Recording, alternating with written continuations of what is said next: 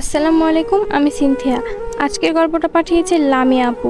তো চলো আমরা লামিয়া আপুর গল্পটা সবাই শুনে আসি। ফাহিম নামটা আমার জীবনে কালো অধ্যায় হয়ে দাঁড়াবে কখনো ভাবতে পারিনি, অথচ তাকে ঘিরেই কত শত স্বপ্ন বুনে গেছি। 3 বছরের সম্পর্ক, পরিচয় স্কুল লাইফ থেকে। 2021 সালের জানুয়ারি 28 তারিখের সম্পর্কে শুরু। আমার পরিবারের সব পরিবারের মতো না, অনেকটা অবহেলা সহ্য করে বড় হয়েছি। মা মানসিক রোগী, বাবার আর্থিকভাবে অসচ্ছল, এই জন্য বেশি কষ্ট সহ্য করতে হয়। আমাকে ভরসা দেওয়ার মতো কেউ নাই পৃথিবীতে। সে সবটা জানতো আমার পরিবার সম্পর্কে, আমার পরিস্থিতি সম্পর্কেও। সে ছিল আমার একমাত্র ভরসার স্থান। তার মাধ্যমে আমি বেঁচে থাকার সূত্র খুঁজতাম। ভাবতাম এই মানুষটার দ্বারাই হয়তো আমি সুখের মুখ দেখতে পারবো, কিন্তু না, সেও আমার চরমভাবে ঠকাইছে। কথায় আছে না, অভাগা যেদিকে যায় সাগরও নাকি শুকায়া যায়। আমার মানুষটাও এই সুযোগই নিয়েছে। 2022 সালের 7 জানুয়ারি সে আমারে ছেড়ে চলে যায়। সে যাওয়ার পর ফ্যামিলির কাছে আমার পজিশন আরও খারাপ হয়। তার পরিবার আমাদের সম্পর্ক মানবে না বলে সে চলে যায়। 2 দিন পর সে আবার ফিরে আসে আর বলে তার পরিবারকে সে ম্যানেজ করে নেবে, তবুও আমারে সে ছাড়বে না। আমিও আবেগের বশে ফিরে গেলাম তার কাছে। কিছুদিন পর সে আল্লাহকে সাক্ষী রেখে আমারে বিয়ে করলো সবার অজান্তে। কয়েকটা দিন ভালো গেলেও এরপরই শুরু হয় অবহেলা, অপমান, লাঞ্ছনা। সবটা মুখ বুঝে মেনে নিতাম।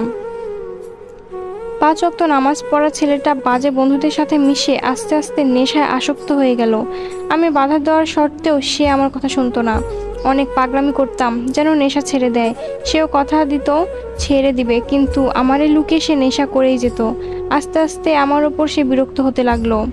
তাকে নেশা করা থেকে বিরত রাখতে তার পরিবারে আমায় মেনেও নিয়েছিল, কিন্তু সে তার পুরো পরিবারের কাছে আমাকে ছোট করলো, সমস্ত দোষ আমায় দিয়ে দিল। ধীরে ধীরে সে আবারও আমার থেকে দূরে চলে গেল। অন্য মেয়েদের সাথে কথা বলতো, ঘুরতো। আমি আমি নামক অধ্যায়টা সে বাদ দিয়ে দিয়েছিল। চলে গেল আমায় ছেড়ে, 2 পরিবারের কাছে আমায় দোষী করে রেখে গেল। পরিবারের কাছে আমায় দোষী করে রেখে অত্যাচারও আরও বেড়ে গেল। আমার তো মা থেকেও নেই, এই অভাগীর আর কেই বা আগলে রাখবে। বাধ্য হয়ে মৃত্যুর পথ বেছে নিলাম, কিন্তু মৃত্যু আমায় সাথ দিল না। আমি কষ্ট থেকে রেহাই চাইলেও কষ্ট আমায় ছাড়লো না। বেঁচে ফিরে এলাম। 6 মাস কোনো মতে নিজেকে সামলে একটু সাধারণভাবে বাঁচতে শুরু করলাম। তখনই সে আবার ফিরে আসলো আমার জীবনে। প্রথমে কঠোর ছিলাম তার প্রতি, তাকে ফিরিয়ে নেব না মনস্থির করলাম। তাকে পরিবার নিয়ে আমার বাড়ি আসতে বললাম, সে রাজি হলো না। তার পরিবারকে সে এখন আমার কথা জানাতে পারবে না। তার কেরিয়ারের দোহাই দিল, আর আমিও বোকার মতো তার কেরিয়ারের কথা চিন্তা করে তাকে সময় দিলাম। ফিরিয়ে নিলাম তাকে। আগের মতো স্বাভাবিক চলতে লাগলো আমাদের সম্পর্ক।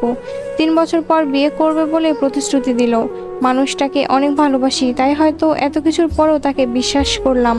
মাঝে মাঝে তাকে বলতাম, আসো আমরা আইন মেনে বিয়ে করে ফেলি।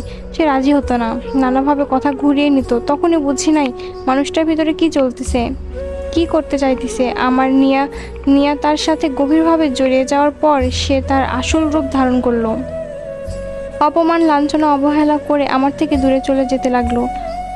অনেক আটকানোর চেষ্টা করেছি, পারি নাই। দ্বিতীয়বারের মতো ঠকে গেলাম। সে আমার কোনো কিছু না বলে ব্লক করে দিল।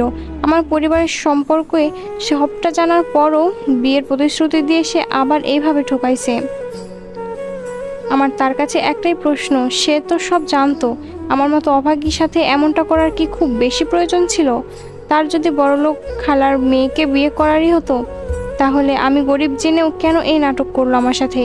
একবার না, 2 বার। কি পাইলো এমনভাবে ঠকায়ে? সে চলে গেছে প্রায় 2 মাস। জানি না এখন আমার কি হবে, তবুও আল্লাহর কাছে চাই সে মানুষটা যেন ভালো থাকে। তো যাই হোক, তোমাদের এই গল্পটা কেমন লেগেছে আমাকে অবশ্যই কমেন্ট করে জানাবে। আর তোমাদের জীবনে এরকম ঘটে যাওয়া কাহিনী থাকলে অবশ্যই আমাকে মেসেজ রিকোয়েস্ট অপশানে পাঠিয়ে দেবে, আমি সবার সঙ্গে শেয়ার